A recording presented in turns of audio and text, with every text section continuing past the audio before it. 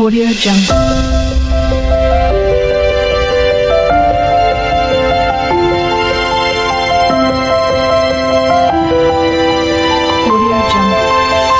সুপ্রিয় শিক্ষার্থীরা, তোমাদের সকলকে আজকের এই ভিডিওতে সুস্বাগতম জানাচ্ছি।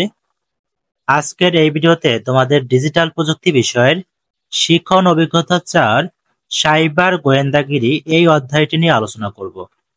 তোমরা যারা এই চ্যানেলটিতে নতুন তারা অবশ্যই চ্যানেলটিকে সাবস্ক্রাইব করে সাথেই থাকবে। তোমরা এই পৃষ্ঠাটি বাসায় ভালোভাবে পড়ে নিবে।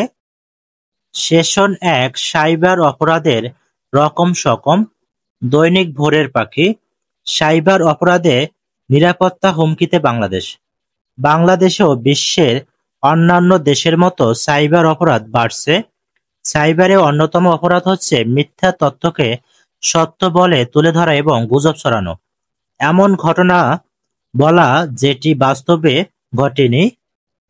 এসব কারণে মানুষ না বুঝে অনেক সময় বিপদে পড়ে যায়। আরেক ধরনের অপরাধ হচ্ছে হ্যাকিং। হ্যাকিং অর্থ হলো কাউকে না বলে দূর থেকে তার কম্পিউটার বা ডিভাইসে ঢুকে পড়া। হ্যাকিং মানেই যে ক্ষতিকর কিছু কাজকর্ম হতে হবে তা ঠিক নয়।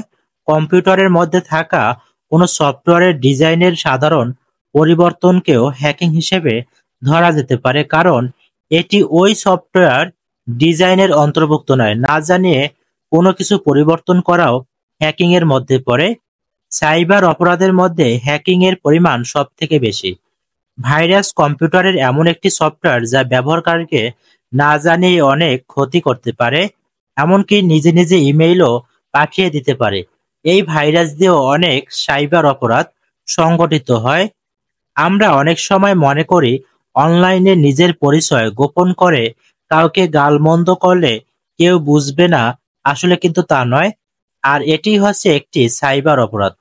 একে ছদ্মবেশধারী বলে। সাইবারে অনেক সময় মানুষ নিজের সঠিক তথ্য দেয় না এবং অন্যের নাম ও পরিচয় নিজের বলে ধারণ করে, এতে অনেক অপরাধ ঘটতে পারে। সাইবারে অন্যকে যদি গালমন্দ করা হয় বা তার কোনো ছবি বা বক্তব্য নিয়ে অনুভূতিতে আঘাত দেওয়া হয়, তাহলে সেটিও সাইবার অপরাধ। সাইবার অপরাধ থেকে বাঁচতে হলে আমাদের সচেতন হতে হবে। আমরা সাইবার অপরাধ সম্পর্কে জানতে গিয়ে নতুন কিছু শব্দের সঙ্গে পরিচিত হচ্ছি। চলো আমরা শব্দগুলো চেনার চেষ্টা করি। সাইবার নিরাপত্তা, সাইবার বুলিং, হ্যাকিং, গুজব ছড়ানো, কম্পিউটার ভাইরাস, ছদ্মবেশধারী, ফিশিং, স্প্যামিং। সেশন 2 আমরা যখন সাইবার গোয়েন্দা। বন্ধুরা, আজকে আমরা নিজেরাই সাইবার গোয়েন্দা হব। আমরা আমাদের আশেপাশে ঘটে যাওয়া সাইবার অপরাধ খুঁজে বের করব। চলো এবার কাজে নামা যাক। আমাদের আশেপাশে ঘটে যাওয়া একটি করে সাইবার অপরাধের ঘটনা চিরকুটে লিখি। ঘটনাগুলো এমন হতে হবে যা সাইবারে ঘটেছে এবং কোনো না কোনোভাবে মানুষ এবং সমাজকে ক্ষতিগ্রস্ত করেছে বা নিরাপত্তা বিঘ্নিত করেছে। নমুনা ঘটনা, নমুনা উত্তর। ঘটনা কোন মাধ্যমে ঘটেছে? সাইবার অপরাধ হলে টিক চিহ্ন দিই। 1 নম্বরে মোবাইল অ্যাকাউন্টের পিন নিয়ে টাকা আত্মসাৎ করেছে। এটি মূলত মোবাইল এবং ইন্টারনেটের মাধ্যমে ঘটেছে। এটি একটি সাইবার অপরাধ। অনুমতি ছাড়াও অন্যের ব্যক্তিগত ছবি সামাজিক যোগাযোগ মাধ্যমে ছড়িয়ে দিয়েছে। এটি মোবাইল অথবা কম্পিউটার এবং ইন্টারনেট মাধ্যমে ঘটেছে। এটি একটি সাইবার অপরাধ।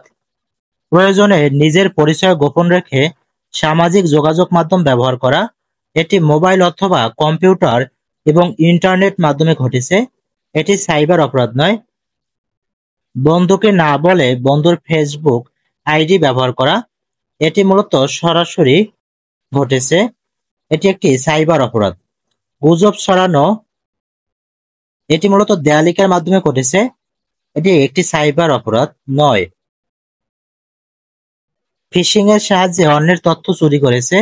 এটি কম্পিউটার এবং ইন্টারনেট মাধ্যমে ঘটেছে। এটি একটি সাইবার অপরাধ। অনলাইনে তুচ্ছ বিষয় নিয়ে অন্যকে গালমন্দ করেছে। এটি কম্পিউটার এবং ইন্টারনেট মাধ্যমে ঘটেছে। এটি একটি সাইবার অপরাধ। মোবাইলে কল দিয়ে হুমকি প্রদান করেছে। এটি মোবাইলের মাধ্যমে ঘটেছে। এটি সাইবার অপরাধ নয়। অপ্রয়োজনীয় ইমেল পাঠিয়ে তথ্য চুরি করেছে। এটি মূলত মোবাইল, কম্পিউটার, ইমেল এবং ইন্টারনেট মাধ্যমে ঘটেছে। এটি একটি সাইবার অপরাধ। কারো অনুমতি না নিয়ে তার কম্পিউটারের সিকিউরিটি সিস্টেমে প্রবেশ করা।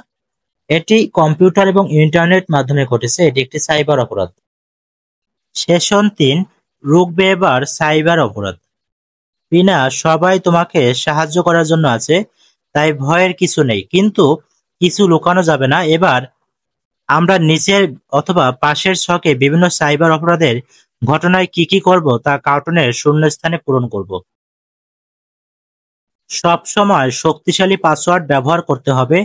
এরপর পাসওয়ার্ড হ্যাক বা চুরি হলে এই ওয়েবসাইটে অভিযোগ করব। প্রথমে পরিবারে জানাতে হবে, সমাধান না পেলে এরপর পুলিশের হটলাইন নম্বর, এই হটলাইন নাম্বারে অভিযোগটি জানাবো। সাইবার বুলিং এর শিকার হলে সর্বপ্রথম পরিবারের মা-বাবাকে জানাবো, অন্য কোনো বন্ধুকে অথবা শিক্ষককে জানাবো এবং ডিজিটাল অপরাধের বিষয়ে এই নম্বরে অভিযোগ জানাবো। কেউ কল দিয়ে পিন নাম্বার জানতে চাইলে সাইবার সিকিউরিটি হেল্পলাইন নাম্বারে জানাবো এবং আমরা অ্যাকাউন্টের পিন নাম্বার কারোর সাথে শেয়ার করব না। সুপ্রিয় শিক্ষার্থীরা, আজকের ভিডিওটি এ পর্যন্তই। তোমাদের যদি ভিডিওটি ভালো লাগে তো অবশ্যই চ্যানেলটিকে সাবস্ক্রাইব করবে। আর ভিডিওটি শেষ পর্যন্ত দেখার জন্য তোমাদেরকে অসংখ্য ধন্যবাদ।